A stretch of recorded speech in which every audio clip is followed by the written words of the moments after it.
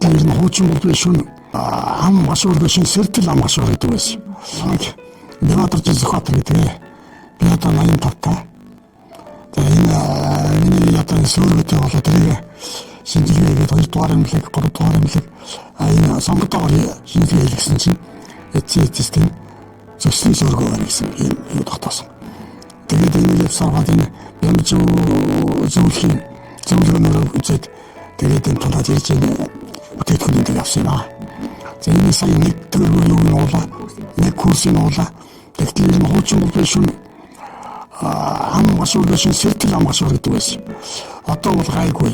Энэ бол харьцангуй гайгүй болж нэг курсыг өгөөд одоо гайгүй тэр ам машуур гэх нь бол өглөө мэдэгдэж байгаа юм.